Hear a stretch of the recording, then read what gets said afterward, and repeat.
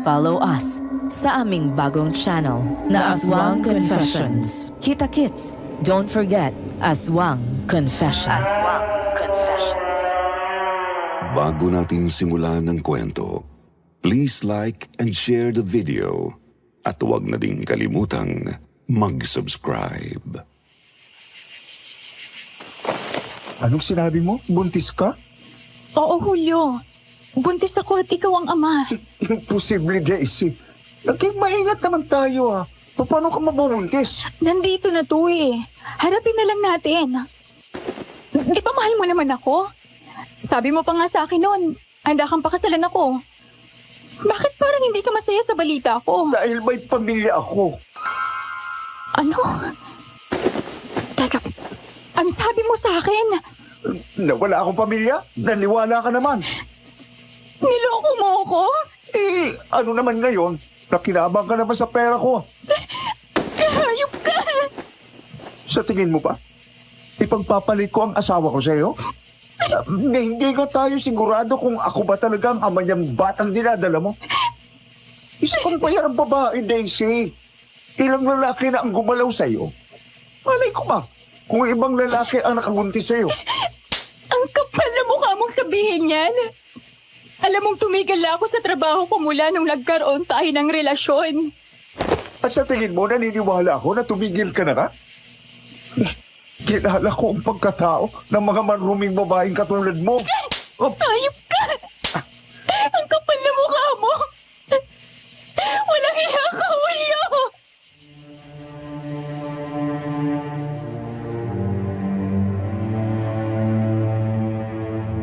Nadurog ang puso ni Daisy sa mga sinabi ng kanyang kasintahan. Ni sa hinagap ay hindi niya inisip na masasabi nito ang mga bagay na yon. Kaya dahil sa galit niya ay paulit-ulit niya itong sinampal at pinagkahampas sa dibdib. Pero kahit anong gawin niyang pananakit dito ay hindi man lang nabawasan ng kahit konti ang sakit na kanyang nararamdaman. Hanggang sa natigilan siya nang bigla itong gumanti at sinampal siya ng sobrang lakas.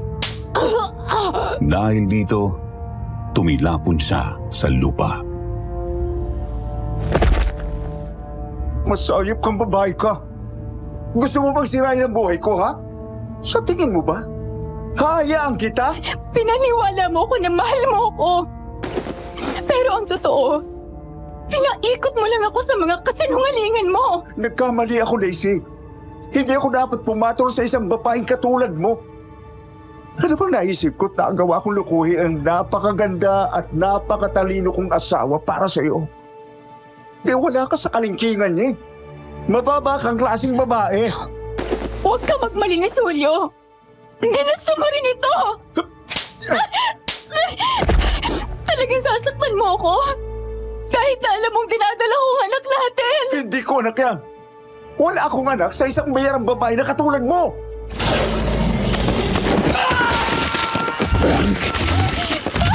Julio, tulong! Tulungan niyo kami!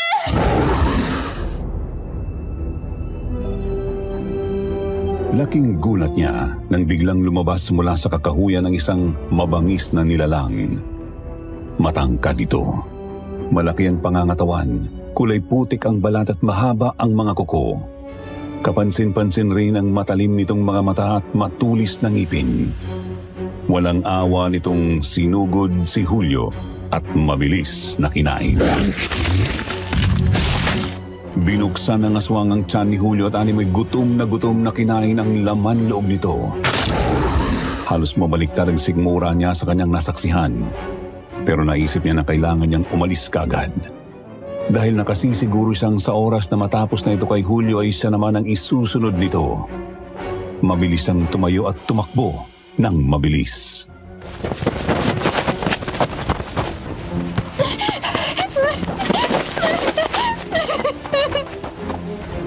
Sa sobrang takot niya ay nanginig ang kanyang katawan. Habang tumatakbo ay hindi niya namalaya na isang bato na nakaharang sa daanan niya. Dahil dito, nadapa siya sa lupa at nagtamo ng malaking sugat sa binti. Aray! Impit siyang napaungol sa sakit, pero sinika pa rin niyang tumayo upang makalayo na sa lugar na yon. Ngunit huli na ang lahat dahil nakita niya na ang aswang na tumatakbo palapit sa kanya. Nanlilisik ang mga mata nito, naliligo pa sa dugo ng huli nitong biktima at tumutulo pa ang laway. Wag! Maawa ka! Layuan mo siya. Natigilan ang aswang nang marinig ang boses ng isang matandang lalaki. Puti na ang buhok nito, ngunit matikas pa rin ang pangangatawan. May hawak itong isang malaking itak na siyang ginamit nito upang sugurin ang aswang. Hindi na paghandaan ng aswang ang pag-atake ng matanda kung kaya't napuruhan ito agad. Sumirit ang napakaraming dugo sa kanang braso ng aswang. Ayop kayong mga halimaw kayo. Mawala na kayo sa mundong ito. Tila nakabawi ang aswang at nagawa ng umatake ulit.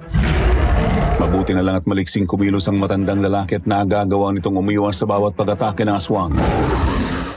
Pagkalipas ng ilang saglit ay nakita niyang may inilabas itong buntot pagi na siyang ginamit ito upang latiguhin ang halimaw. Mamamatay ka ng halimaw ka! Hindi nagtagal ay napansin niyang tila nang hihina na ang aswang. Sinamantala ng matanda ang pagkakataon upang saksakin ito sa may bandang tiyan ng paulit-ulit.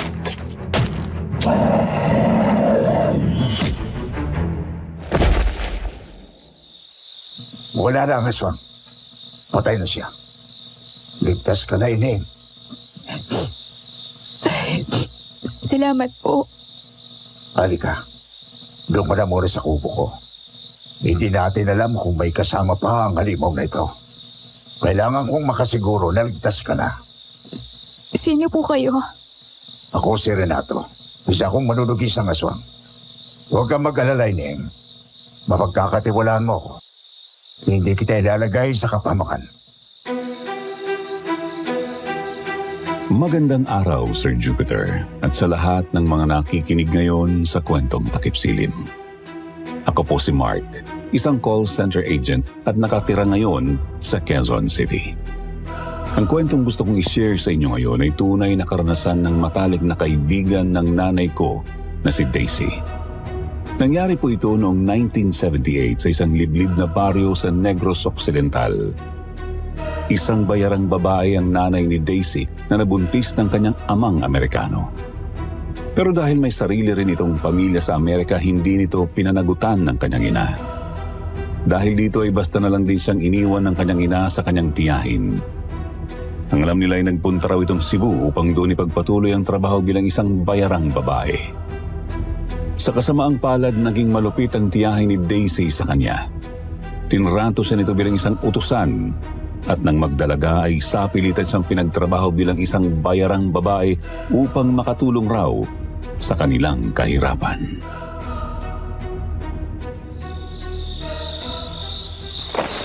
Ano ka mo? Sarili mong tiyahin na nagpasok sa iyo sa ganyang klaseng trabaho? Total, ganito rin naman daw ang trabaho ng nanay ko. Mas mabuti pang ganito na lang din ang gawin ko. Para makatulong man lang daw ako sa kanila. Napakasamang tao ng tiyahin mo. Hanggang sa umabot sa puntong nawalan na rin ako ng pakialam sa sarili ko. Kinain na ako ng sistema ng trabaho ko. Tinanggap kong ito na ang buhay ko. At hanggang dito na lang talaga ako. Pero alam niyo po, nakilala ko si Julio. Ang unang lalaking nagparamdam sa akin na karapat-dapat akong mahalin. Ang hindi ko alam, kagaya lang pala siya ng ibang mga kalalakihang gumamit sa akin. Hindi siya karapat-dapat sa iyo. Dapat ay hindi na ako tumakbo eh. Dapat hinayaan ko na lang ang aswang na patayin ako. Wala na rin namang silbi ang buhay ko eh. Ayoko na ng ganitong buhay. Ineng, huwag kang magsalita ng ganyan. Naiintindihan kong mahirap ang sitwasyon mo, pero hindi pa rin yan sapat na rason upang sumuko. Hindi na lang siya sumagot dahil alam niyang wala nang makakapagbago ng isip niya. Ginamot ng matandang lalaki na nagpakilala bilang si Mang Renato ang sugat sa kanyang binti. Napansin nito ang pananahimik niya kaya hindi na rin ito muli pang nagsalita. Ilang saglit ang lumipas ay may dumating na isang lalaki sa kubo. Matangkad ang lalaki, moreno at matipuno ang pangangatawan.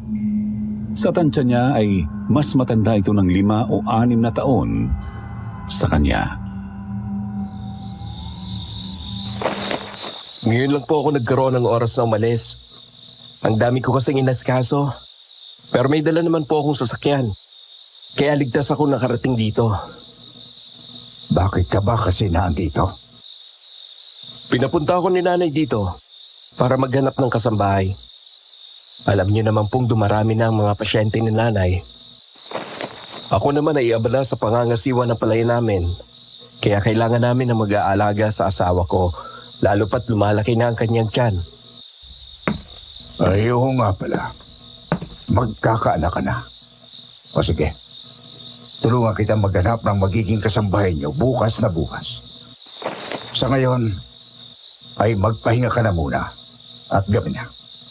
Alam kong medyo mahaba rin ang binihay mo. Mahaba-habang biyahe nga po. May bisita po pala kayo? Oo, eto si Daisy. Natagpuan ko siya kanina sa may batis. Niligtas ko siya mula sa isang mabangis na aswang. Hindi pa rin talaga tumitigil sa paghasik ng ligimang mga aswang na yan. Kahit sa baryo namin, ay marami pa rin silang pinapatay. Buti na lang talaga't naabutan ko tong si Daisy. Hindi ko nga lang nailigtas ang kasama niya na walang awang dilapahan ng aswang. Mabuti na lang talaga. Alam niyo naman pong mabango sa mga aswang ang mga buntis na katulad niya. Paano mo nalamang buntis ako? Bukod sa pagiging albularya, ay isa ring manghihilot ng buntis ang nanay ko. Mula pagkabata ko, ay nasaksihan ko na ang panghihilot niya.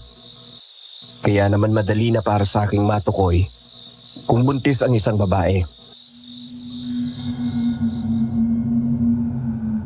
Sir Jupiter, mabilis gumaan ang loob ni Daisy kay Benito. Naramdaman raw kasi niya na mabuti itong tao. Ang sabi naman ni Mang Renato mula pagkabata raw ay sobrang bait na ng pamangkin nito. Pagkaraan ng ilang saglit ay pinatulog na siya ni Mang Renato sa kwarto habang sila naman ni Benito ay sa sala natulog upang magbantay. Kinabukasan kumalat ang balita na natagpuan ang bangkay ni Julio sa may batis. Wak-wak ang tiyan nito. Halos walang natira sa lamang loob at naliligo sa sariling dugo. Sinamahan siya ni Mang Renato at Benito sa may batis dahil gusto niyang makita ang labi ng kanyang kasintahan. Tunay na kalunos-lunos ang sinapit ng lalaking ito. Hindi talaga tayo pwedeng magpakakampante sa panahon ngayon. Daisy, mabuti na lang at nakaligtas ka. Pero kawawa rin ang nangyari sa kasintahan mo. Tama lang na nangyari to sa kanya. Ineng, baka may makarinig sa'yo.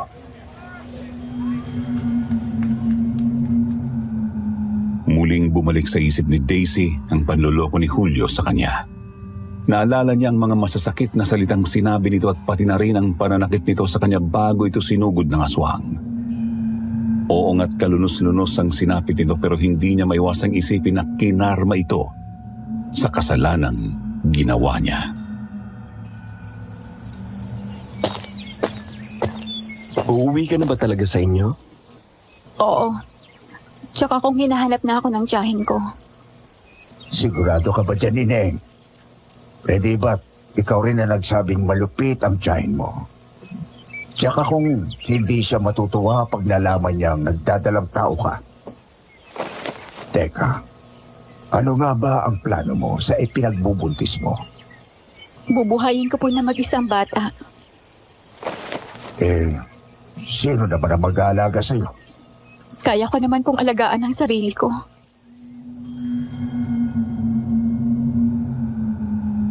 Galit na galit ang tiyahin niya nang makauwi siya. Pinag-alala raw niya ito. Pero alam naman niyang nag-aalala lang ito na baka wala na itong makuhang pera mula sa kanya. Hindi na lang muna niya sinabi dito ang tungkol sa pagbubuntis niya dahil baka lalo itong magalit. Samantala nakaabot naman sa kanyang balita na hindi raw paglalamayan si Julio at ililibing na lang agad ng mga kamag-anak nito. Kaya mabilis siyang pumunta sa sementeryo upang kahit papaano ay maihatid ito sa huling hantungan. Tumayo lang siya sa malayo sa mga tao at nagtago sa likod ng isang matandang puno. Sobrang dami ng mga taong nakilibing at nakita rin niya ang asawa at anak nito. Dito na mas pumasok sa isip niya na ginawa pala talaga siyang kabit ni Julio. Sabi ko na nga ba pupunta ka rito. Benito? Anong ginagawa mo rito? Nag-aalala si Tio Renato sa kalagayan mo. Pinapakamusta kanya sa akin. Hindi ko naman alam kung saan ka nakatira. Kaya naisip kong pumunta rito sa libing ng dati mong kasintahan. Naisip ko kasi na malamang ay pupunta ka rito. At hindi nga ako nagkamali. Gusto ko lang siyang ihatid sa huling hantungan. Hindi naman kita hinuhusgahan. Naiintindihan kong nararamdaman mo. Kahit paano, ay may pinagsamahan kayo. Minahal mo siya. Yun ang nga masaklap Kasi sa kabila ng mga kasalanan niya sa akin, mahal ko pa rin siya. Ang tanga-tanga ko talaga. Huwag mong sabihin yan. Wala kang kasalanan. Nagmahal ka lang. Hindi mo naman kasalanan na niloko ka niya. Ayoko na ng ganitong klaseng buhay. Gusto ko ng panibagong simula para sa amin ng anak ko. Ayoko na maging isang bayarang babae. Pwede kitang tulungan dyan. Paano? Di ba alam mo namang narito ako upang maghanap ng kasambahay? Gusto mo, pwedeng ikaw na lang ang kunin kong kasambahay namin? Pero buntis ako. Walang kaso. Hindi naman mabigat ang mga gawaing bahay sa amin. Kailangan lang namin ng mag-aalaga sa asawa ko at maglilinis ng bahay. At huwag kang mag-alala. Aalagaan ka rin namin ng mabuti. Sa puntong yun ay tila may sumilay na pag-asa sa madilim na buhay ni Daisy. Ang buong akala niya ay ito na ang umpisa ng isang maganda at maayos na buhay para sa kanya. Kaya hindi na siya nagdalawang isip na tanggapin ang inaalok na trabaho ni Benito. Ang hindi niya alam, ang trabahong ito pala ang magdadala sa kanya sa bingit ng kamatayan. Okay ka lang ba dyan? Pasensya ka na ha. Medyo mahaba ang biyahe. Nasa liblib na lugar kasi talaga ang baryo namin. Pero huwag kang mag-alala, malapit na tayo. Hindi. Huwag mo akong isipin. Ayos lang ako. Siya nga pala. Anong sinabi ng tiyahin mo nung umalis ka? Nagalit siya nung sinabi kong magtatrabaho ako sa ibang lugar. Mas lalo pa siyang nagalit nung hindi ko sinabi kung saan ako mismo pupunta. Pero hayaan mo na yun. Alam ko namang hindi talaga siya nag-aalala para sa akin. Mas nag-aalala siya dahil hindi niya na ako mapagkakapirahan. Grabe talaga ang ugali ng tiyahin mo. Sinabi ko sa kanya na paladalan ko siya ng pera para lang manahimik na siya. Pero ang totoo, hindi na talaga ako magpaparamdam sa kanya kahit kailan. Tapos na ang pagmamalupit at panggagamit niya sa akin. Mabuti naman kung ganon.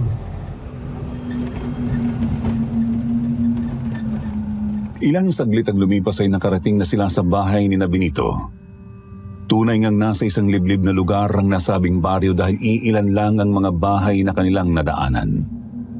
Naglalakihan din ang mga puno sa lugar na yon at marami silang nadaanang mga talahiban. Katamtaman ang laki ng bahay ni Benito. May 2 palapag ito at gawa sa kahoy at nipa. Ang bubong ay kulay kahel at may mga bulaklak na nakasabit sa harapan. Sa unang palapag ng bahay, may maliit na bintana at pintuan na kulay puti. Sa ikalawang palapag naman ay may 2 maliit na bintana na may mga nakasabit na kurtina. Bakit ang daming taong nakapila? Mga pasyente ni nanay. Masanay ka na. Ganito talaga ang mga eksena sa amin araw-araw. Sir Jupiter, kapansin-pansin raw ang isang maliit na kubo sa gilid mismo ng bahay nila. Gawa ito sa kawayan at nipa. May maliit na pintuan at mga bintana na walang kurtina. Sa labas ng kubo ay may mga upuan kung saan nagpapalitan ng kwento ang mga pasyenteng nandoon na karamihan ay mga buntis.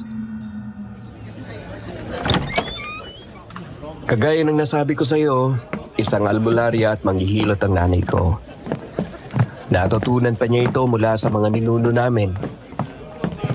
Nakakamangha nga dahil lahat ng ginagamot niya sa pamamagitan ng hilot ay gumagaling. Kaya marami talagang nagtitiwala sa kanya at bumabalik dito. Ang galing naman pala ng nanay mo. Oo, siya nga rin ang nagpaanak sa halos lahat ng mga buntis dito. Alam mo naman, bukod sa mahirap ang buhay, malayo rin kami sa ospital. Ako rin. Pinanganak rin daw ako ng nanay ko sa pamamagitan ng hilot. Dumiretso kami sa kubo kung saan binati si Benito ng mga pasyenteng nakapila sa labas. Binati naman niya pabalik ang mga ito at ipinakilala sa bilang bagong kasambahay nila. Magandang araw po sa inyong lahat. Ikinagagalak ko kayong makilala. Halika, pasok tayo sa kubo. Ipakikilala kita kay Nanay Lourdes. Pagkapasok nila sa kubo ay naabutan nila ang isang matandang babae na may hinihilot na buntis. Puti na ang lahat ng buhok ni Aling Lourdes. Kulubot na ang balat pero halatang malakas pa rin sa kabila ng kanyang edad. Ang kanyang mga kamay ay maingat na dumuduyan sa tiyan ng buntis habang dahan-dahang pinapahiran ng langis.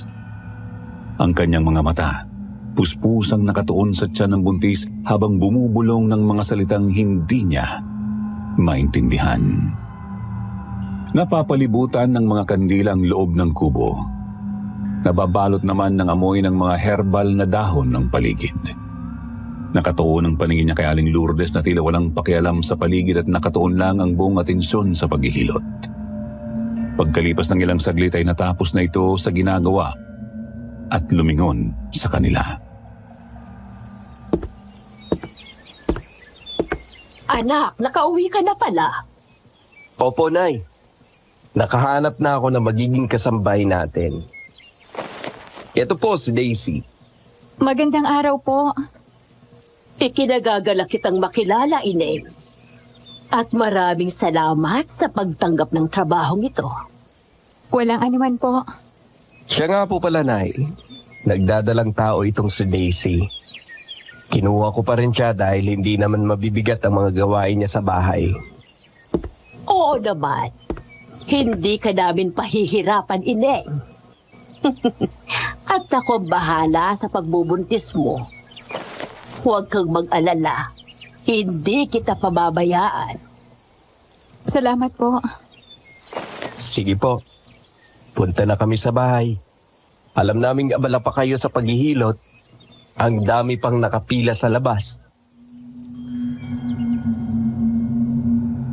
Iniwan na nila si Aling Lourdes at pumasok na sa bahay.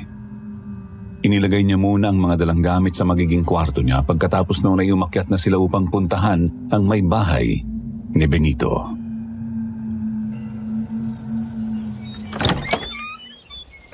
Ito ang aking asawa na si Marivic. Mahal, eto si Daisy, ang bago nating kasambahay. Daisy, ikinagagalak kitang makilala. Ako rin. Masaya akong makilala ka. Sir Jupiter, naggulat raw po si Daisy nang makita ang hitsura ni Marivic. Malaki na ang tiyan nito, parang kabuwanan na. Nakahiga lang ito sa kama at halos hindi maigalaw ang katawan. Kasing kulay ng papel ang balat at labi ni Marivic. Nangingitim at lanlalalim pa ang paligid ng mga mata nito. Buntis ka rin, no? Oo. Masaya akong malaman na pareho tayong buntis. Mas maiintindihan mo rin kung anong pinagdadaanan ko. Tsaka kung magkakasundo tayo. Aba, mas mabuti pala to. May matalik na kaibigan ang asawa ko. Pagkatapos siya nitong ipakilala kay Marivic ay muli siyang bumaba at inayos ang kanyang mga gamit sa kwarto. Nagpahinga rin siya ng konti tapos ay naglinis na siya sa may sala. Bandang 5:00 naman ng hapon ay nagtungo na siya sa kusina upang magluto. Nabanggit kasi ni Benito kanina na maaga raw silang naghahapunan. Nagluluto siya noon ng pritong isda nang lapitan siya ni Benito. Kumusta ka naman dyan, Daisy? Ayos lang ako. Huwag ka masyadong magpapakapagod, ha? Oo naman. Huwag kang mag-alala sa akin. Marahil ay nagtataka ka sa kondisyon ng asawa ko. Medyo. Nahihiya lang ako magtanong kasi baka ayaw mong pag-usapan. Hindi, ayos lang. Maselan lang talaga ang pagbubuntis ng asawa ko. Kaya siya ganun. Unang pagbubuntis niya rin kasi ito. Pero ang sabi naman ni nanay, wala raw kaming dapat na ipag-alala. Maayos daw ang kalagayan ng asawa ko at makakapanganak rin daw siya nang walang kahit anong problema. May tiwala naman ako kay nanay dahil matagal niya nang alam ang mga ganitong bagay.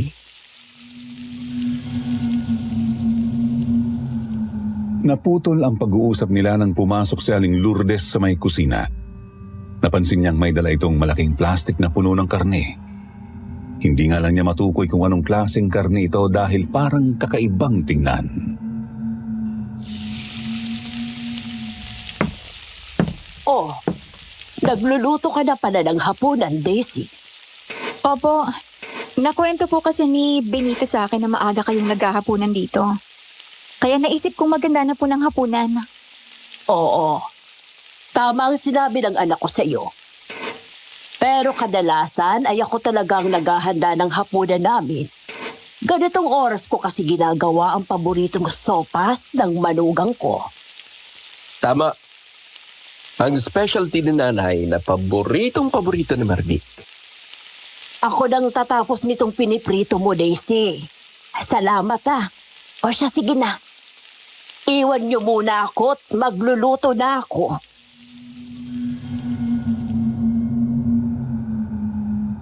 Bagaman nagtataka ay nakinig na lang siya dito. Nagpaalam si Benito na pupuntahan muna si Marivic sa kwarto. Siya naman ay lumabas muna ng bahay upang magpahangin. Tahimik na ang paligid dahil wala na ang mga pumipilang pasyente kanina.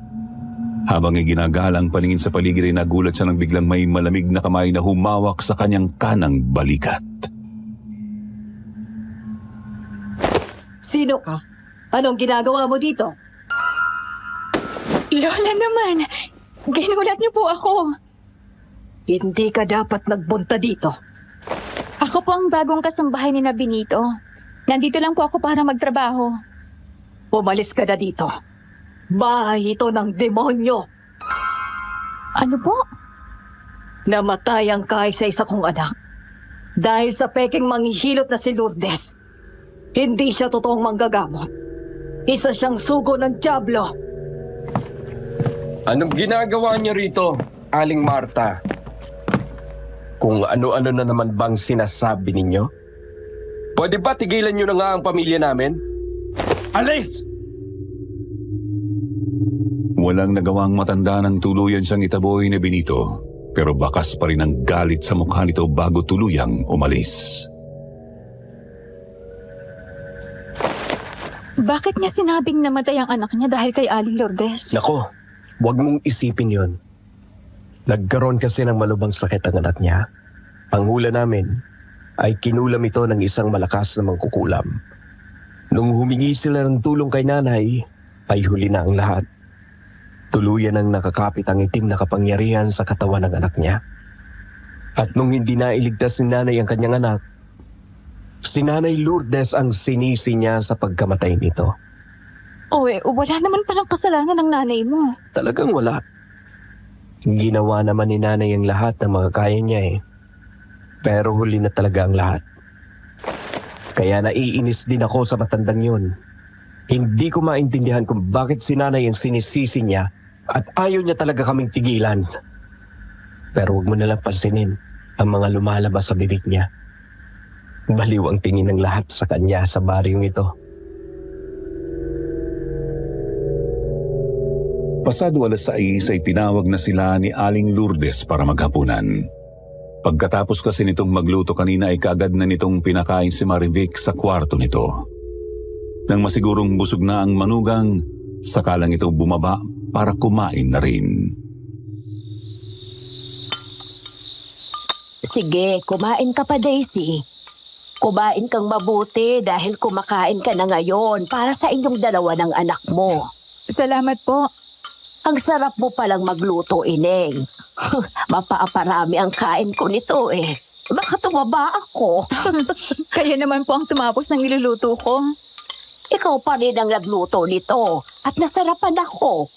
Mukhang hindi talaga nagkamali ang anak ko sa pagkuha sa'yo. Ako rin po kasi ang nagluluto sa bahay namin. Kaya sanay na ho ako. Habang kumakain, naikwento niya dito ang tungkol sa buhay niya. Pati ang ginawang panluloko ni Julio sa kanya ay sinabi niya rin dito. At nagpasalamat po siya dahil wala siyang nakitang kahit konting panghuhusga sa ekspresyon ng matanda. Mas nanaig pa nga ang awa nito sa pinagdaanan niya.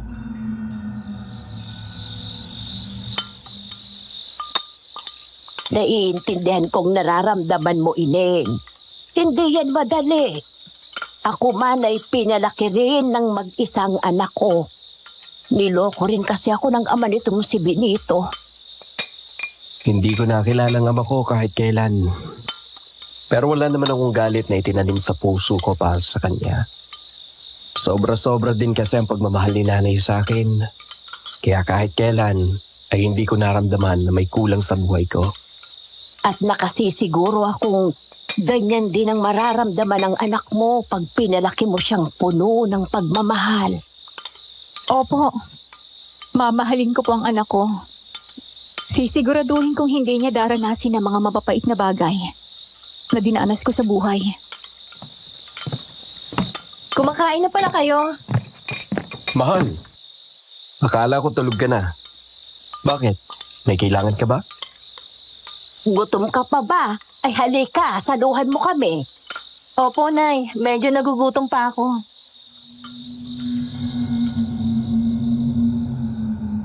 Nanlaki ang mga mata ni Daisy nang makita si Marivic. Malayong malayo ito sa mahina at maputlang babae na nakita niya kanina. Tila nagkaroon ng kulay ang mukha nito. Masigla itong tiningnan at mabilis kong kumilos. Naupo ito sa tabi niya at nginitian siya. Oh, Daisy, kain ka pa. Ba't parang nakatulala ka? Siguro ay nagtataka ka kung anong nangyari sa asawa ko at bigla siyang sumigla. Kanina lang. Halos hindi siya makabangon sa kama.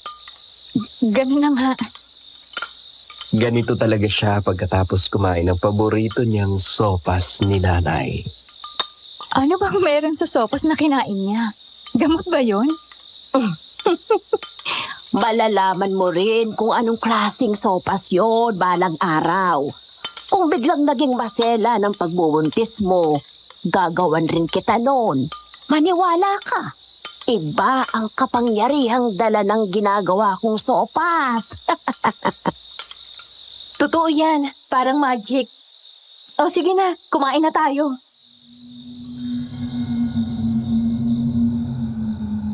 Nanahimik na lang si Daisy at itinuloy ang pagkain. Pero hanggang sa natapos silang maghapunan ay hindi pa rin nawala sa kanyang isip ang biglaang pagbabago ni Marivic. Hindi siya lubos na makapaniwalang bigla na lang itong sumigla ng dahil lang sa isang sopas. At kung totoo man yun, ano naman ang meron sa sopas ni Aling Lourdes para kaagad na gumaling si Marivic? Ang mga bagay na ito ang tumatakbo sa kanyang isip habang naghuhugas ng pinggan ng gabing yon. Hindi kaya binibiro lang nila ako? Imposible namang gamot ang sopas na niluto ni Aling Lourdes.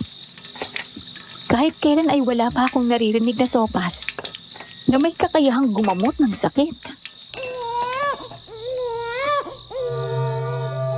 Napahinto si Daisy sa kanya ginagawa nang makarinig ng isang sanggol na umiiyak. Iginala niya ang paningin sa paligid pero wala siyang nakita kahit na sino. Isa pa nakakapagtaka dahil wala namang sanggol sa loob ng bahay. Kaya hindi niya may paliwanag kung kaninong sanggol yung umiiyak. Naisipan niyang tingnan kung may tao ba sa labas. Sakto namang pagkalabas niya ay huminto na rin ang tunog ng umiiyak na sanggol. Pero may isang bagay na kumuha ng kanyang atensyon. Bakit maliwanag sa may kubo? Akala ko nagpapahinga na si Aling Lourdes sa kwarto niya. Dahil sa pagtataka ay naisip niyang pumunta sa kubo upang sumilip kung sino ang naroon. Baka kasi may magnanakaw doon. Pero nanlaki ang mga mata niya sa kanyang nakita nang sumilip siya sa may bintana. Tiisin mo lang, matatapos na ito. Iho, pakihawakan ng nobya mo, tagpupumiglas eh. Mahihirapan akong hilutin siya kung ganito. Hinihilot ni Aling Lourdes ang isang dalagang sa hula niya ay nasa 16 anyos pa lang ang edad. May maliit na umbok sa tiyan ng babae. Halatang buntis. Hinahawakan naman ito ng isang lalaking kasing edad lang nito. Pinahira ni Aling Lourdes ng langis ang tiyan ng dalaga at dahan-dahang pinagpatuloy ang paghilot. Sa umpisa ay marahan lang ang galaw ng mga kamay nito hanggang sa unti-unti nang dumidiin. Habang tumatagal mas lalong umatungal sa sakit ang dalaga. Diyos ko, anong ginagawa ni Aling Lourdes sa dalaga?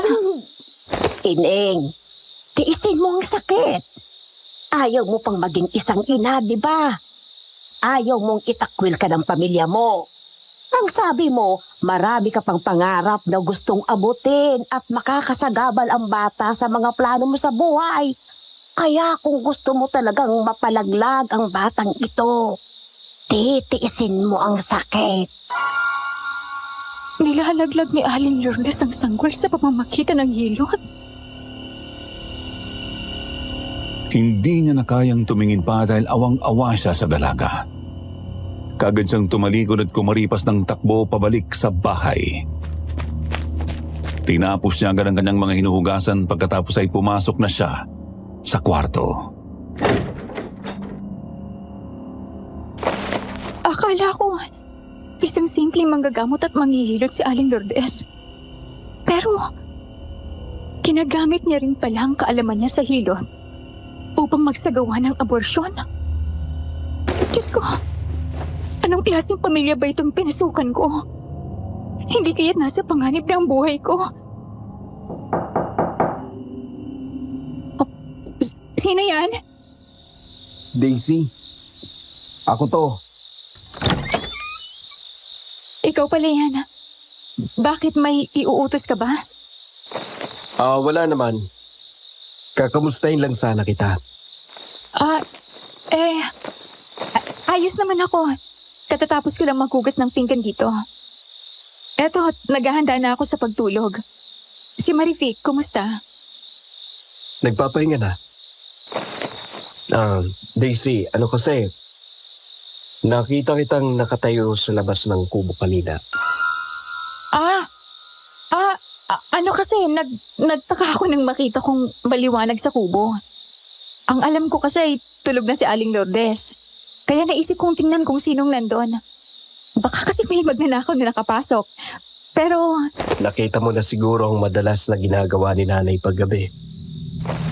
may nilalaglag siyang sanggol sa pamamagitan ng hilot. Oo. Isa ring abortionista si nanay. Pero wag mo sana siyang husgahan. Sa maniwala ka at sa hindi, Sinusuri muna ni nanay ang sitwasyon ng isang buntis bago niya ito hinihilot. Kailangang may mabigat na rason ang isang ina na magpapalaglag bago niya ito hinihilot. Pero, hindi pa delikadong ginagawa niya. Mukha kasing nasasaktan yung babaeng hinihilot niya. Masakit naman talaga yan. Lalo pa tradisyonal na hilot ang ginagamit ni nanay para sa abortion. Pero magtiwala ka lang sa kanya.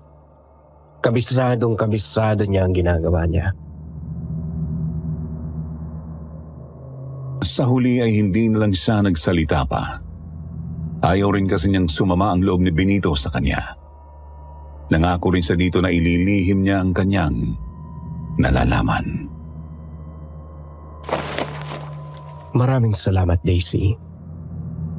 Ayaw naming may maraming makaalam ng mga bagay nito. Hindi naman kasi lahat ay bukas ang isip at kayang intindihin ang ginagawa ni nanay. Maliman ito sa paningin ng maraming tao. Pero gusto lang naman ni nanay na makatulong.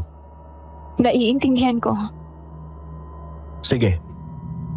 Yun lang naman ang gusto kong sabihin.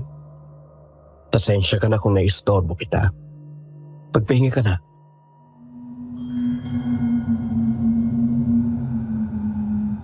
Iniwan na siya nito pagkatapos noon. Pero hindi pa rin talaga matanggal sa kanyang isip ang nakita niya sa kubo. Ayaw niyang manghusga pero tila may nagsasabi sa isip niya na hindi siya pwedeng magpakakampante. Humiga na lang siya sa kama at hindi nang tagal, tuluyan na siyang hinila ng antok. Ay, anong ginagawa ko dito? Bakit ako nakahiga dito sa kubo? Huwag kang maingay. Sandali lang to. Hayop kang babae ka. Sisirain mo ang pamilya ko. Hindi maaari. Kaya huwag kang manlaban. Julio, Aling Lourdes, sige na po. Simulan niyo na ang paghilot sa kanya. Hindi, bitiwan mo ako, Julio. Kulang iya ka. Paano ka nakapunta rito? Patay ka na. Sinadya mong magbuntis dahil umaasa kang maangkin mo ako. Pero diyan ka nagkakamali, Daisy. Mahal ko ang pamilya ko. At hindi ako makapapayag na masira kami ng dahil lang sa isang kagaya mong kalapating mababa ang lipad. Hayop ka! Kung umusta kay parang hindi mo ginustong na magitan sa ating dalawa. Ang kapal na mukha mong magmalinis!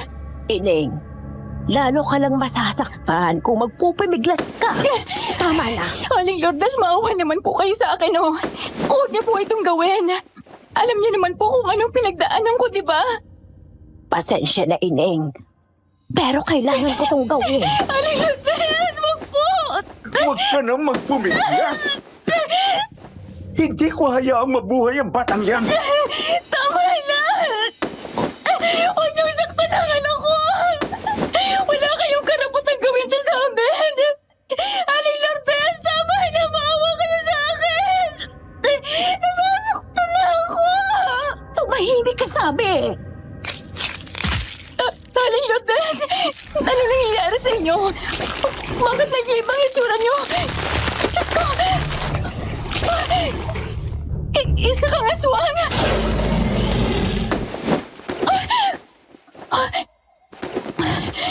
Panaginip lang. Diyos ko, anong klaseng panaginip pa yun? Parang totoong-totoo.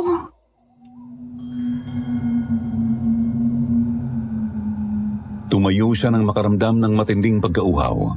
Sobrang bilis rin ng tibok ng kanyang puso. Kaya lumabas siya ng kwarto at pumuntang kusina upang kumuha ng tubig. Kahit papano ay naging kalmado ang kanyang pakiramdam nang makainom siya ng tubig. Babalik na sana siya sa kwarto nang bigla niyang nakasalubong si Aling Lourdes. Oh, bakit para ka namang nakakita ng aswang? Po? Naku, hindi po. Pasensya na po, nagulat lang po ako. Nagbibiro lang ako. Sana pumasok ka sa kubo kanina. Alam ko namang nasa labas ka lang at nagmamasid. Pasensya na po.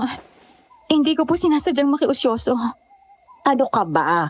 Hindi ako galit. Medyo nag-aalala nga ako eh. Alam ko kasing hindi pangkaraniwang bagay ang nakita mo. Sigurado akong nagulat ka nang makita mo ang ginagawa ko. Medyo nga po. Pero sana'y buksan mong yung isipan, Ineng. Ginagawa ko lang naman ito upang makatulong. May mga babaeng nabuntis dahil ginahasa. May mga nabuntis nang hindi nila inaasahan at hindi pa sila handa sa responsibilidad. At may mga nabubuntis naman sa murang edad at marami pang gustong makamtan sa buhay. Sila ang mga tinutulungan ko. Dahil ayokong mapasubo sila sa isang sitwasyong hindi naman nila gusto. Pero po, Ligtas naman ang ginagawa ko. Maraming taon ko na itong ginagawa at kabisadong-kabisado ko na ang iba't ibang klase ng panghihilot. Kaya sana'y huwag mag-ibang paningin mo sa akin. Huwag mo sanang isipin na masama akong tao. hindi po. Ay, mabuti naman kung ganon. O siya, sige. Aakyat na ako sa kwarto para magpahinga. Maaga pa akong gigising bukas para manggamot. O ikaw, matulog ka na rin. Malalim ng gabi. Mula nung gabing yon, hindi na magandang pakiramdam ni Daisy. Nagpatong-patong na ang mga tanong sa kanyang isip. Palalari ng palala ang pagdududa niya sa pamilyang pinagsisilbihan niya.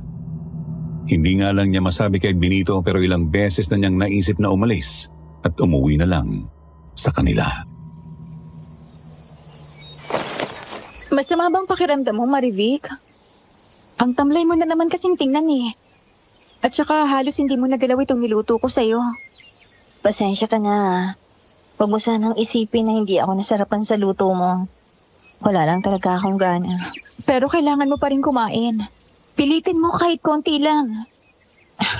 Isusuka ko rin naman eh. Mas mabuting huwag ko na lang munang pilitin ang sarili ko. Siya nga pala. Nakaalis na mga asawa ko? Oo. Maagang pumunta sa bukid.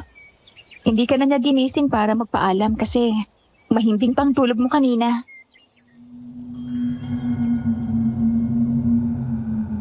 Mabuti na lang at kahit paano inapilit niyang kumain ng konti si Marivic. Pagkatapos noon ay iniwan niya muna ito para maglinis sa bahay. Napatingin siya sa may bintana at nakita ang mahaba na namang pila ng mga taong gustong magpagamot. Alam kaya ng ilan sa kanila ang klase ng paghihilot na ginagawa ni Aling Lourdes tuwing gabi? Kung alam lang siguro nila na kayang maglaglag ng sanggol ni Aling Lourdes, ipagkakatiwala pa rin kaya nila ang pagbubuntis nila rito?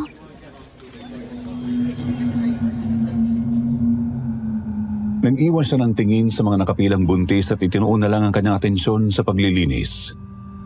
Pero ilang saglit ang lumipas ay natigilan siya sa kanyang ginagawa nang biglang dumating ang isang hindi inaasahang bisita. Oh, Daisy, kumusta ka na? Mang Renato? Ako nga. Ba't para ka naman kakita ng bulto? Masaya akong makita kang muli. Hindi ko lang po inaasahan na darating kayo. Matagal ko na rin kasing iniinda itong pananakit ng kasukasuhan ko. Kaya naisip ko magpahilot sa kapatid kong si Lourdes. At saka, naisip ko na magandang pagkakataon na rin ito upang madalaw ka at makumusta. Hindi siya nakapagsalita. Naisip kasi niya na kung alam din ba ni Mang Renato ang tungkol sa pagiging aborsyonista ng kapatid nito. Tumatanda na talaga ako kung ano-ano na lang ang nararamdaman kong sakit sa katawan. Alam mo na, lagi ako nakakaengkwentro ng mga aswang. Bukod sa suot kong anting-anting. Dapat ay panatilihin ko ring malakas ang aking katawan. Ayaw mo kasing makinig sa akin na itigil mo ng panunugis ng mga aswang. Tumatanda ka na at balang araw, Hindi nakakayanin ng katawan mo ang kumalaban sa kanila kahit na may anting-anting ka pa. Ang tigas ng ulo mo, Renato. Ate, nandiyan ka na pala. Oo, iniwan ko muna saglit ang mga pasyente ko nang makita kong nandito ka. Alam ko na kasi agad kung anong kailangan mo. O sige, maupo ka dyan at hihilutin kita.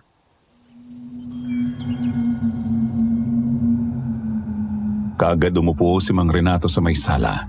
Naglabas ng langis si Aling Lourdes mula sa kanyang bulsa at dahan-dahang ipinahid ito sa kasukasuan ni Mang Renato. Banayad ang kilos ng mga kamay nito. Dahan-dahan ang bawat paghagod at pagpisil nito. Hindi niya may tatangging eksperto na talaga si Aling Lourdes sa paghihilot. Iba talaga ang hilot mo, ate. Sinubukan kong magpahilot doon sa baryo namin. Pero wala talagang panama ang manghihilot na yan sa galing mo. Sus! Huwag mo na akong bulahin. Hindi rin naman talaga kita pagbabayarin dito sa hilot ko eh. Si ate talaga, oh. Pero seryoso ako. Itigil mo ng pagtugi sa mga aswang. Baka yan pang ikamatay mo. Hindi ka na bata, Renato. Ate, ginawa ko ng bisyon sa buhay. Ang puksain ang mga halimaw na yan. Hanggang sa huling hininga ko, lalabanan ko sila. Ay nako, ewan ko sa'yo. Hindi ka naman ipinanganak para maging tagapagligtas ng mundo. Ayos lang yan. Nandito ka naman para hilutin ako eh. At saka, dahil narito naman ako, baka pwede mo akong lutuan ang paborito ko, ate. Ay, yung special kong sopa. Oo, alam mo namang paborito ko ang sopas mo. Nawawala lahat ang pagod at sakit ko. Tsaka, turuan mo na rin ako kung paano gawin yon. Asus, mambobola. Oo na, sige. Gagawan kita ng sopas mamaya. Ilang saglit lang ay natapos na sa paghihilot si Aling Lourdes kaya bumalik na ito sa kubo. Nang silang dalawa na lang ni Mang Renato ang naiwan sa sala ay naisip niyang kausapin ito.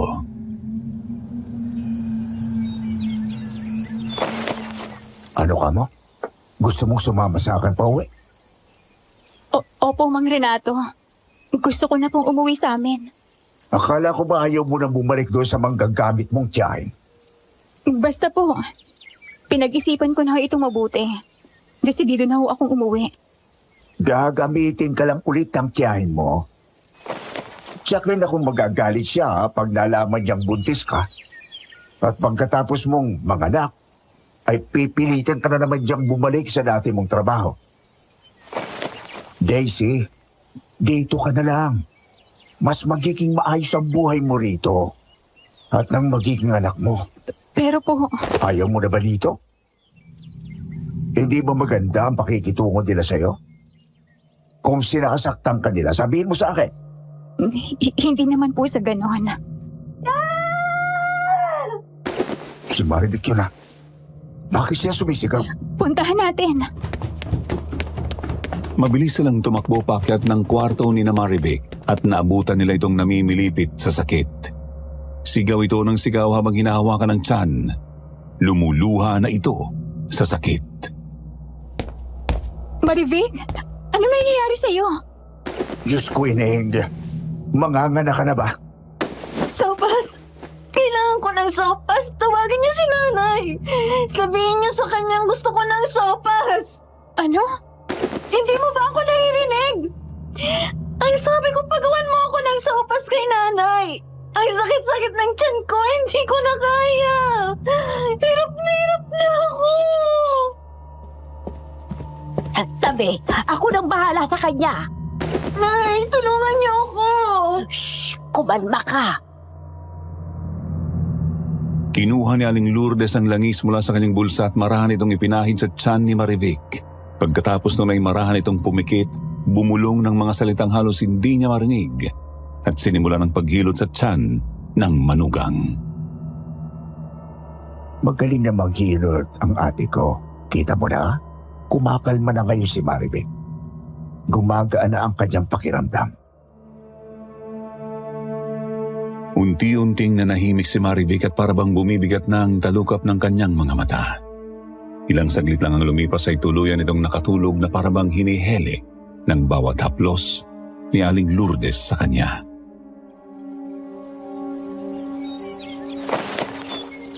Tapos ka na, ate?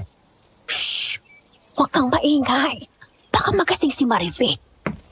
Halina kayo. Lumabas na tayo. Hayaan na muna natin siyang magpahinga. Kinagabihan, maaga silang naghapunan. Pagod si Aling Lourdes sa buong araw na panggagamot. Si Benito naman ay pagod rin dahil buong araw itong nasa sakahan. Pinasalamatan ito si Aling Lourdes dahil sa ginawa nitong pagtulong kanina kay Marivic. Mabilis silang natapos kumain ng hapunan at pagkatapos nung ay umakyat na ang mag-ina sa kanya-kanya nilang kwarto. Muli ay silang dalawa na naman ang naiwan ni Mang Renato. Kaya kinuha niya ng pagkakataong iyon upang ipagpatuloy ang naputol nilang usapan kanina. Sige na po, Mang Renato. Isama niyo na po akong pauwi. Bakit ba parang desperada ka makauwi? Para bang natatakot ka sa kanila? Ano ba talaga ang ginawa o sinabi nila sa iyo? At nagkakaganito ka? Wala po silang ginagawang masama sa akin. Basta, gusto ko lang po talagang umuwi. Natatakot po ako sa lugar na to. Hindi na ako komportable rito. Nakaka-insulto ka namang magsalita. Ano bang akala mo sa kapatid at pamangkin ko? Mga limaw? Hindi po. Ay sila na nga itong nagmamalasakit sa iyo. Tapos ngayon, gusto mo na silang iwan agad? Hindi mo man lang ba naisip kung ano ang mararamdaman nila? Mang Renato. Hindi siya nito pinagsalitang muli at mabilis na tinalikuran. Dahil dito wala na rin siyang nagawa kundi ang pumasok sa kanyang kwarto at matulog. Pero sa loob-loob niya, hindi pa rin siya nawawala ng pag-asa na magbago ang isip nito. At kung ayaw naman siya nitong isama sa pag-uwi, siya na lang mismo ang aalis sa bahay na yon. Wala rin naman silang magagawa upang pigilan siya sa kanyang gusto.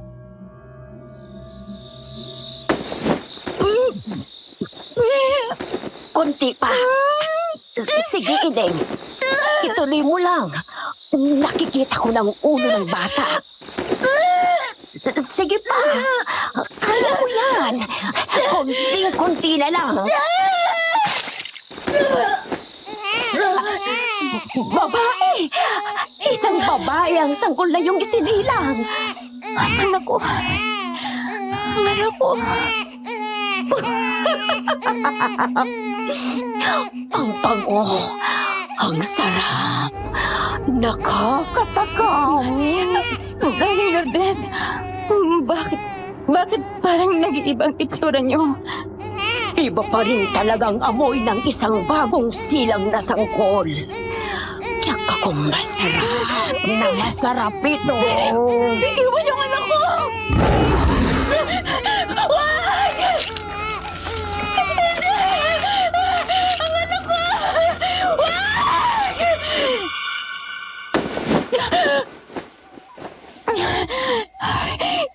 Isang masamang panaginip na naman. Marivic? Ano ginagawa mo dito sa kwarto ko? Kailangan ko ang tulong mo. Anong klaseng tulong? Nangingitim na naman po ang paligid ng mga mata ni Marivic. Hinawakan nito ang kanyang braso kaya naramdaman niya kung gaano kalamig ang mga kamay nito. Nanginginig pa ito, nanghihina at parang nagugutom. Kailangan ko ang anak mo. Ano? Teka, huwag mong hawakan ang tiyan ko. Marivic, kinakabahan ako sa'yo. Gutom na kami ng batang nasa sinapupunan ko, Daisy. Maawa ka. Tulungan mo kami. Hindi kita maintindihan.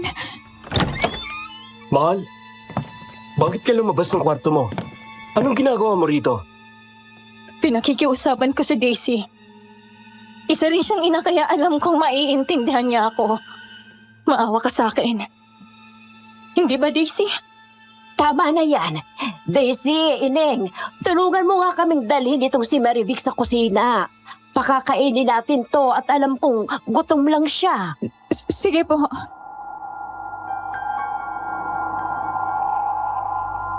Pinagtulungan nilang dalhin ang nanghihinang si Marivic sa kusina upang pakainin. Subalit nanlaki ang mga mata ni Daisy sa tumambad sa kanila nang makarating sa kusina. Nakita nila si Mang Renato na may hawak na malaking kutsilyo at nagtatagtad ng katawan ng isang tao. Nakangisi ang matanda na parabang katawan lang ng karning baboy ang tinatagtad nito. Napansin naman niya ang kalderong nakasalang sa kalan at naroon ang ulo ng isang lalaki na pinapakuluan ni Mang Renato. Diyos ko, Kailangan ng kumain ni Marivic. Nangihina na siya. Tamang-tama, nagawan ko na siya ng sopas. Nariyan sa mesa, nakahain na. Tsaka kung magugustuhan ni Marivic yan, ate, nakuha ko na rin sa wakas ang timpla mo. Salamat po, Tio Renato. Ito ang unang beses na nakita ni Daisy ang sopas. At nagtaka siya nang mapansin na tila kulay pula ito at may lumulutang na sahog na hindi niya matukoy kung ano. Pero bago pa man niya ito matingnan ng mabuti, mabilis na itong sinunggaban ni Marivic at sinimulang kainin. Tumutulo pa ang laway nito na parang matagal na panahon nang hindi nakakakain. ano yung nilagay niyo sa sopas? Sanggol.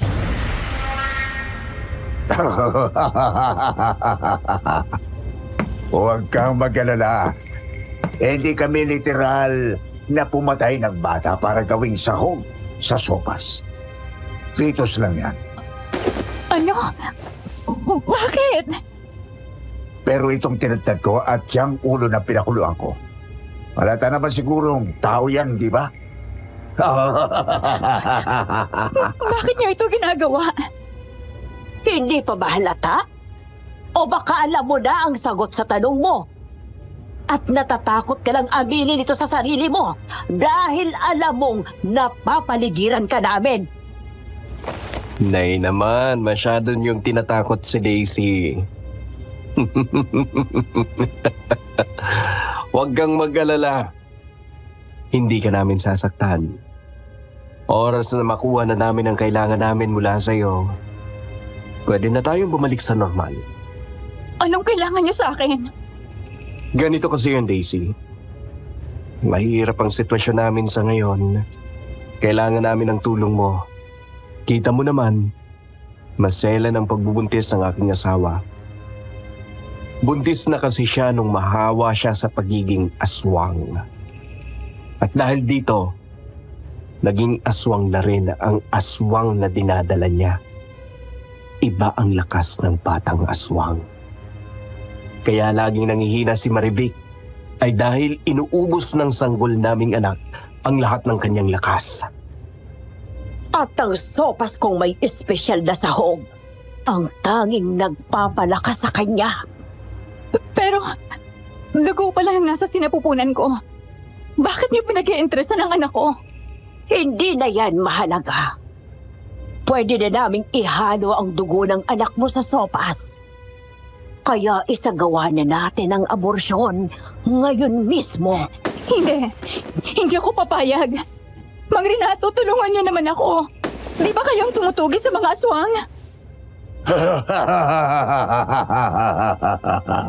Palabas lang ang lahat na ginagawa ko, Ineng. Para lang walang kahit na sinong magduda sa akin. Kung alam lang ng mga kabaryo natin na ako nasa likod ng karamihan sa mga pagkamatay ng mga tao sa atin. Mga hayop kayo! Takot na takot si Daisy nung oras na yon, pero pinilit niyang tatagan ang kanyang sarili. Hindi lang kasi ang buhay niya ang kailangan niyang ipagtanggol, kundi pati na rin ang buhay ng magiging anak niya. Pinagana niya ang kanyang isip. Palihim siyang nagmasid sa kanyang paligid upang makahanap ng tiyempo para tumakas. Pero nakita niya ang isang kutsilyo na nakalapag sa mesa. Hindi ito ganun kalayo mula sa kanyang kinatatayuan at kung bibilisan niya lang ang kanyang kilos, tiwala siyang maaabot niya ito. Meron na siyang naisip na paraan upang makatakas pero kailangan muna niyang makuha ang kutsilyo. Benito anak, dalhin mo na si Daisy sa kubo. Isasagawa na natin ang aborsyon. Ikaw naman, Renato, ituloy mo lang yung niluluto mo't gutom na ako. Pakisamahan mo na rin itong si Marivic hanggang sa maubos niya ang sopas. Sige ate, ako nang bahala. Daisy, halika na. Bago pa man siya mahawakan ni Benito ay mabilis na siyang kumilos. Sa isang iglap ay nakuha niya na ang kutsilyo at walang ano-ano'y kinuha niya si Marivic at kinulong ang lieg nito sa kanyang braso. Itinutok naman niya dito ang hawak niyang kutsilyo. Ang sopas ko! Ang sopas ko nahulog na ubos na mga walang iya! Bitiwan mo ang asawa ko! Huwag kayong lalapit! Hindi ako magdadalawang isip. Naisaksak ang kutsilyong to sa leeg ni Marivic. Hindi ka mamamatay tao. Huwag mo tong gawin. Hindi nga ako mamamatay tao. Pero hindi namang taong papatayin ko kundi aswang. Walang hiya kang babae ka? Huwag mong sasaktan ang manugang ko at ang magiging apo ko! Dahan-dahan siyang humakbang patras habang hawak pa rin si Marivic. Sinusundan naman ni Benito ang bawat kilos niya. Nagdoble ingat siya dahil baka makuha nila si Marivic kung malilingat siya. Si Marivic na lang kasi ang pag-asa niya para makatakas. Daisy! Ano ba? Saan mo dadalhin ang asawa ko? Huwag kayong lalapit!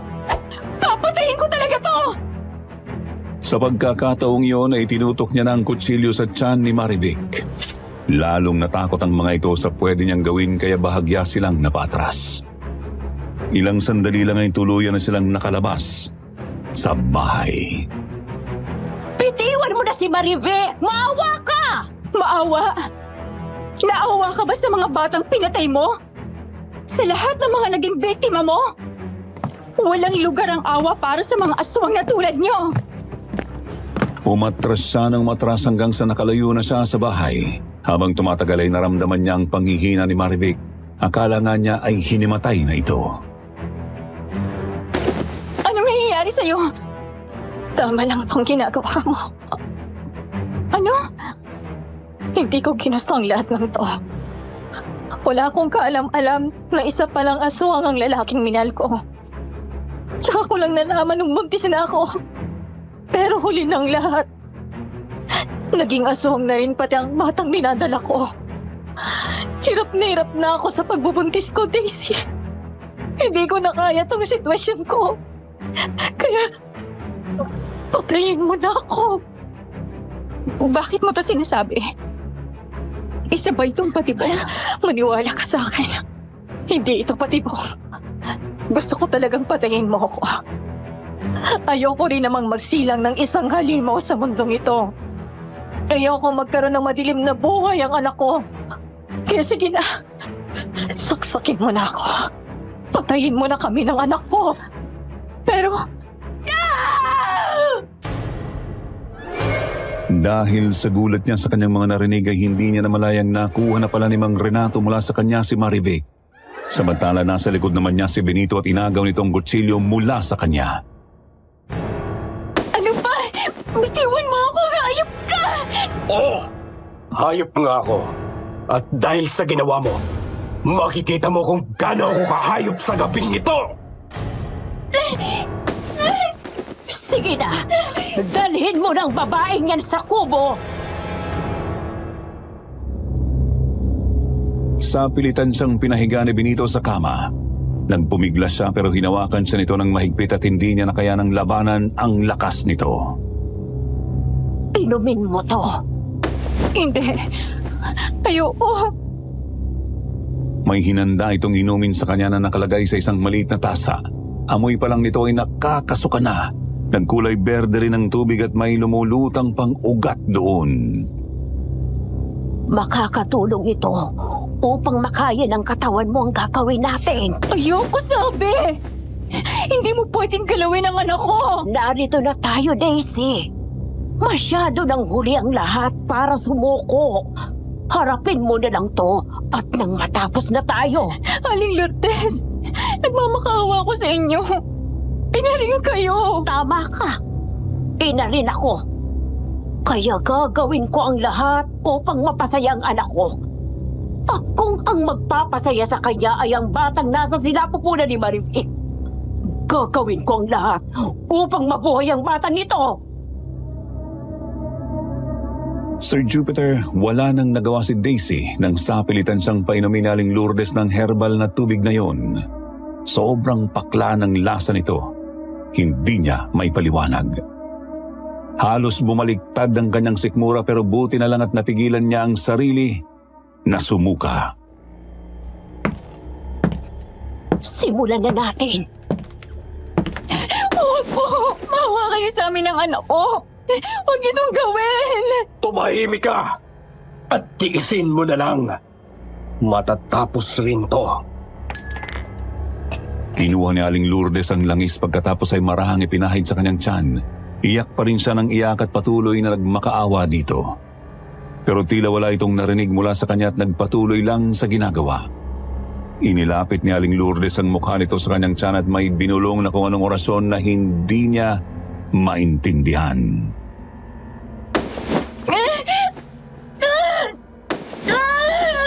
Tiisin mo! Tumihilap ang tiyan ko. Ang sakit. Hindi ko na kaya. Habang bumubulong ng orasyon ay dahan-dahan namang kumilos ang mga kamay ni Aling Lourdes. Nagumpisa na ito sa paghilot sa kanya. Nung una ay marahan lang ang galaw ng kamay nito pero kalaunan ay unti-unti nang dumidiin sa kanyang tiyan. Habang tumatagal naman ay palala ng palala ang sakit na kanyang nararamdaman. Napasigaw siya ng sobrang lakas at napaluha na lang sa sakit. Tama na! Ayoko na! Sakit-sakit na! Mahawa kayo sa akin! Hindi pa rin siya nito pinakinggan at habang inihilot siya ni Aling Lourdes ay nakita niya ang isang malaking anino na nakatayo sa likuran nito para bang binubulungan nito ang matanda. Tumahimik ka! May malaking anino sa likod ng nanay mo, Benito. Siya ang Panginoon namin. Manahimik ka kung ayaw mong masaktan! Panginoon? Naririnig niyo ba yun? Ang alin? May umiiyak na mga sanggol. Wala akong naririnig. Pwede ba, Daisy? Hindi kami nakikipaglukuhan sa'yo. May naririnig nga ako. Sila ang kaluluwa ng mga sanggol na nilaglag ko. Walang araw na hindi ko sila naririnig. Pero ilang beses man silang magparamdam, wala na rin naman silang magagawa. Nangyari na ang nangyari. Wala kayong puso. Marivic, bumalik ka rito! Mahal, anong ginagawa mo rito? Matulog ka na sa kwarto mo. Teka, bakit ka may hawak na kutsilyo? Ayoko na. Hindi ko na kaya. Napahinto si Aling Lourdes sa paghihilot ng biglang ito ni Marivic ang kutsilyo sa kanyang tiyan. Nanlaki ang mga mata na mag-ina sa ginawa nito. Marivic, bitiwan mo yung kutsilyo. Huwag mong sasaktan ang apo ko. Biyaya siya sa atin mula sa ating Panginoon. Pakawalan niyo si Daisy. Mahal, ano bang nangyayari sa'yo? Bakit ka nagkakaganito? Hindi ako alimaw. Hindi ako masamang tao. Pero ang dami nang nadamay ng dahil sa pagbubuntis ko. At ngayon, pati si Daisy ay nalalagay sa kapahamakan ng dahil sa akin. Mahal, alam mo naman kailangan natin itong gawin, di ba? Bakit? Para mabuhay at maging malakas ang aswang na nasa loob ng sinapupunan ko. Makinig ka sa akin. Kayo ang makinig sa akin! Pakawalan niyo si Daisy! Kung ayaw niyong patayin ko ang batang to! Dahan-dahang lumuwag ang pagkakahawak ni Benito sa kanya. hanggang sa tuluyan na nga siya nitong pinakawalan. Mabilis ang tumayo at nilapitan si Marivic. Patawarin mo ako, Daisy. Hindi na dapat umabot sa ganitong lahat. Halika na. Umalis na tayo rito. Isasama kita. Hindi! Huwag mong gagalawin ang asawa ko! Sige na, Daisy. Umalis ka na. Pero paano ka? Uli ng lahat para sa akin. Isa na rin akong aswang kagaya nila. Nakabaon na sa kadiliman ng buhay ko. Pero kahit sa ganitong paraan man lang, ay gusto ko makabawi. Ayaw sana niyang iwan si Marivic, pero pinilit siya nito. Umalis na raw siya bago pa maging huli ang lahat. Kaya naman nagpasalamat siya dito at kagaling tumakbo palabas ng kubo. Iyak siya ng iyak. Ang buong akala niya ay magtatagumpay na ang mga ito sa maitim nilang balak. Ngunit habang tumatakbo ay may narinig siya. Hindi! Hanggang ako!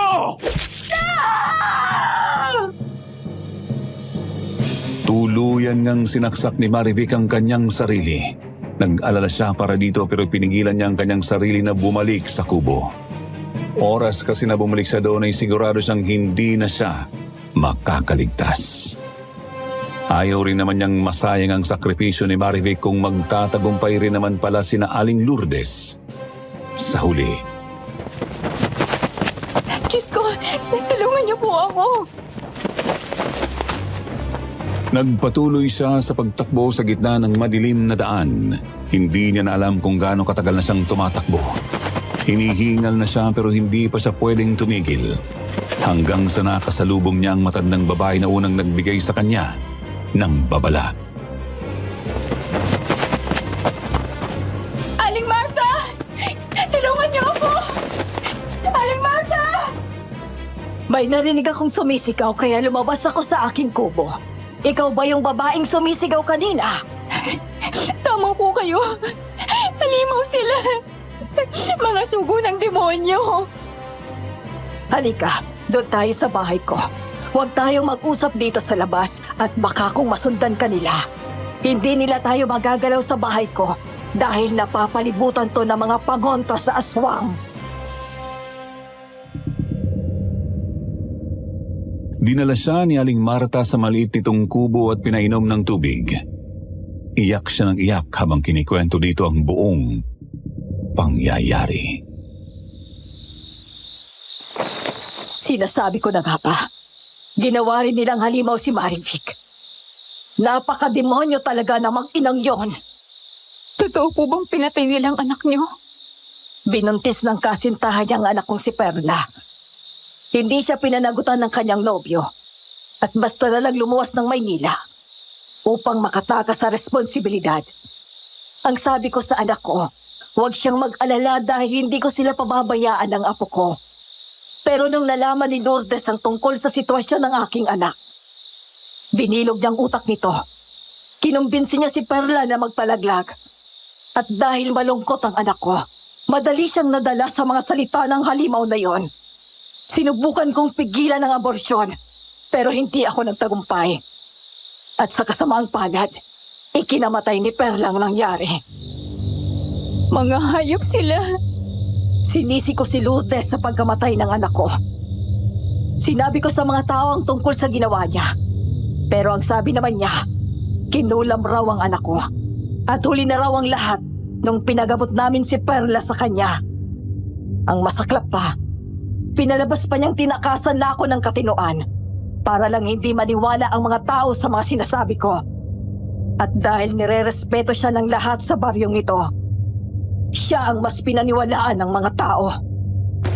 Naniniwala po ako sa inyo. Dahil ako mismo ay naranasan kong kasamaan nila.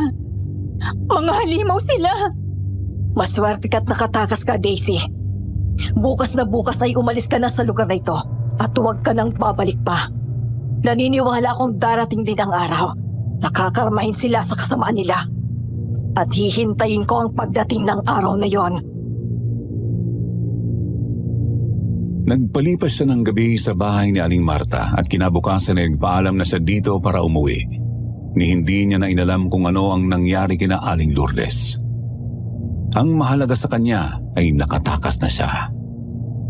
Sir Jupiter, hindi dito nagtapos ang kalbaryo sa buhay ni Daisy. Galit na galit ang kanyang tiyahin nang malamang buntis siya. Hindi na siya nito tinanggap sa bahay nito dahil magiging pabigat lang daw siya. Mabuti na lang at isinama siya ng kanyang kaibigan sa Maynila upang dito makipagsapalaran.